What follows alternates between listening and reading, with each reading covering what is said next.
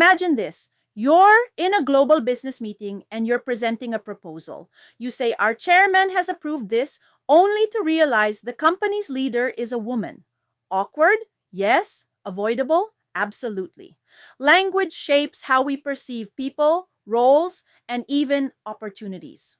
Today, we'll explore the gender of nouns, a topic many think is just for grammar textbooks, but one that has real-world implications for professionalism, respect, and influence. There are 4 genders of nouns, namely masculine, feminine, common, and neuter. Before we go to the lecture, bring out a piece of paper and a pen and answer the following exercise. For the instructions, just fill in the boxes with the masculine or feminine gender of each noun below. Choose your answer from the list above. Please pause the video while answering the exercises. Now check your own paper. Here are the answers. How was your score? Hope you enjoyed discovering that even in the animal kingdom, gender plays such a clear role. How much more in human interactions, right? Okay, let's explore each of the gender of nouns with real-life examples you can relate to. The masculine gender. These nouns refer to male beings. Examples include man, father, uncle, king, waiter, bull, brother, and prince. Think about how often these show up in both business and everyday contexts. You might talk about a chairman, a waiter, or even the king of the industry. Next is the feminine gender. These nouns refer to female beings. Examples include woman, mother, aunt, queen, waitress, cow, sister, princess, and others. For example, you might describe a queen in a corporate metaphor. The third gender of noun is the common gender. These are nouns that can refer to either male or female beings. Examples include doctor, teacher, leader, parent, student, friend, boss, and colleague. This is why you might say, "Our leader is very effective," or "The teacher inspired her students," without specifying gender. The neuter gender refers to non-living things or abstract ideas.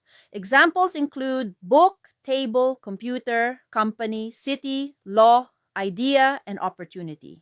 For instance, you might say, "This company values integrity," or "That idea sparked a breakthrough conversation." So those are the 4 genders: masculine, feminine, common, and neuter. But how do we actually express gender in English? Let's break it down. Why should you study the gender of nouns? First is professional credibility. Using precise and inclusive terms shows competence and respect. Imagine addressing a boardroom full of leaders. Choosing the right words earns you credibility. Second is global sensitivity.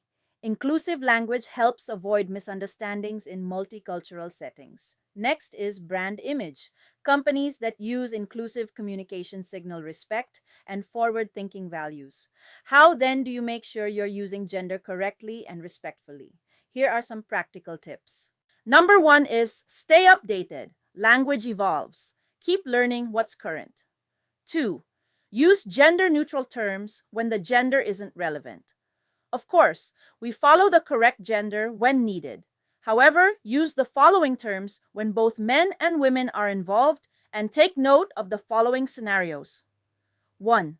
Job titles and professions. Chairperson, chair instead of chairman or chairwoman. Firefighter instead of fireman.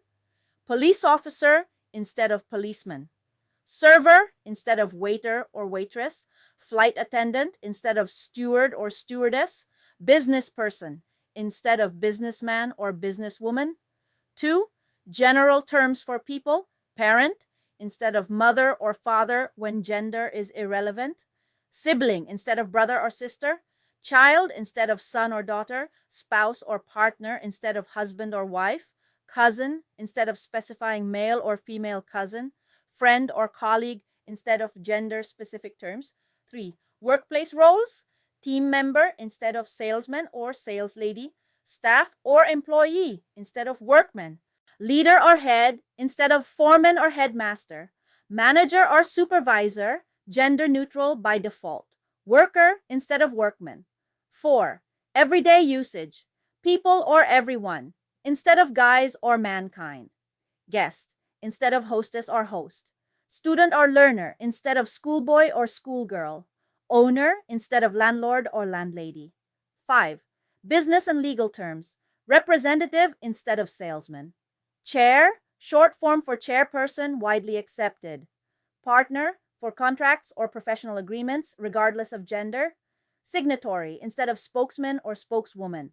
Candidate or applicant instead of using he or she in HR documents. 3.